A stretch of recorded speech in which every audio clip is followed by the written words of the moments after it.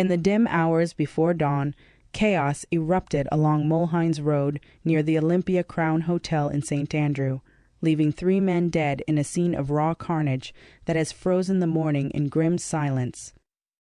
The roadway was cordoned off as police combed through the wreckage of a deadly ambush that unfolded at 4:40 a.m. Reports tell of an Audi motorcar carrying 5 occupants, including its driver, traveling towards Halfway Tree. Its journey was abruptly halted by 2 men on a motorbike, armed with cold efficiency, one wielding a Glock pistol, the other brandishing an M16 rifle. Without warning, the attackers unleashed a hail of bullets on the Audi, the deafening gunfire shattering the stillness of the hour.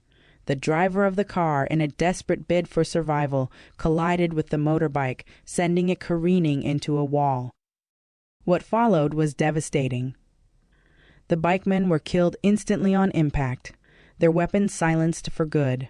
Moments later, the driver of the Audi succumbed to his injuries, pronouncing the tragic toll of this brutal assault. Now, beneath a sky still heavy with the echoes of violence, investigators piece together the chilling sequence of events as the community grapples with the bloodshed that claimed 3 lives in the blink of an eye. A shocking and tragic altercation between brothers turned deadly on Friday afternoon, leaving a community reeling in disbelief. Camroy Brown, 28, known as Blacks and a laborer of Hazard Drive, met a gruesome end at the hands of his own younger brother. According to police reports, what began as a heated argument inside their home spiraled into violence at approximately 1:20 p.m. Tensions erupted, and in the chaos a knife was brandished. Moments later, Camroy lay grievously wounded, the victim of a fatal stab wound. Desperate efforts to save his life were in vain. He was rushed to the Maypen Hospital, where doctors could only confirm the worst. Camroy Brown was pronounced dead. The tragedy has left the community in shock as the Maypen Criminal Investigation Branch delves into the heartbreaking case. A family shattered, a life lost, and a brother now accused, this dark chapter has left an indelible mark on Hazard Drive. Under the blazing Sunday sun, tension crackled in the Whitehall community as the St. Andrew North Police struck a decisive blow against illegal activity. In a bold operation, they unearthed a deadly weapon lurking in the shadows.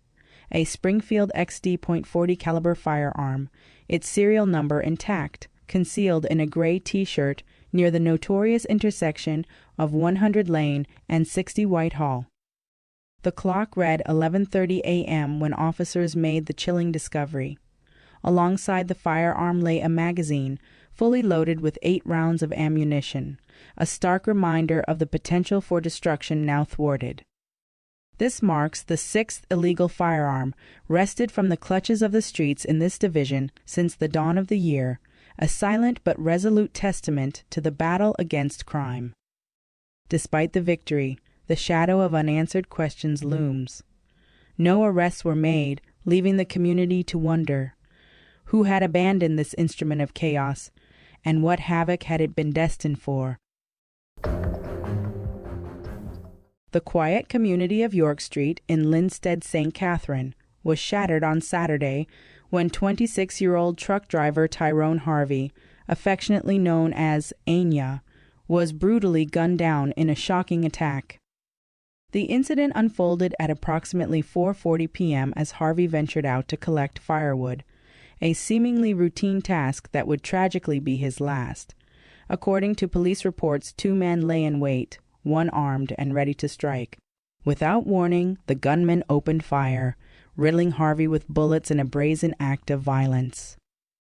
Desperate efforts to save him proved futile. Harvey was rushed to Linstead Hospital, but his injuries were too severe, and he was pronounced dead. The motive for this heart-wrenching killing remains a mystery, leaving the community grappling with unanswered questions and a lingering sense of unease. As the Linstead Criminal Investigation Branch delves into the case, a cloud of grief hangs heavy over the district, where Harvey was known and loved. For now, Justice seems as elusive as the piece stolen from York Street on that fateful afternoon. The streets of McWhinney Street became the stage for a chilling scene in the early hours of Saturday as gunfire and flames turned the night into a nightmare.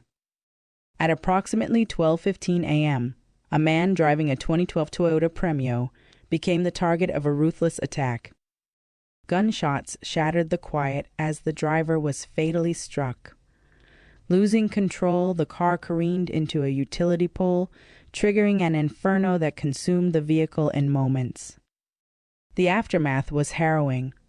By the time emergency responders arrived, the driver had been burnt beyond recognition, his identity swallowed by the flames. Initial reports suggested the deceased might be Jerome King of St. Elizabeth, the vehicle's registered owner. But in a startling twist, King's family refuted the claim, revealing he had sold the car, though the transfer of ownership was incomplete. They confirmed King, a technician, is alive and unharmed, adding a veil of mystery to an already tragic tale. As the Elliston Road Criminal Investigation Branch delves deeper, the community is left grappling with questions. Who was the man behind the wheel, and what led to his untimely death in such a horrifying blaze? For now, the answers remain as elusive as the flickering shadows cast by the flames that claimed his life. In a heartwarming act of generosity, dancehall legend Adidja Vybz Kartel Palmer has made a significant contribution to the very institution that shaped his early years.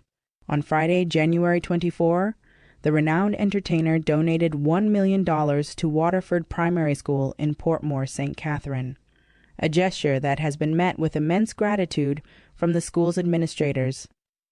Palmer, celebrated as one of the most talented and influential artists Jamaica has ever produced, once walked the halls of Waterford Primary before continuing his academic journey at Calabar High School in St. Andrew.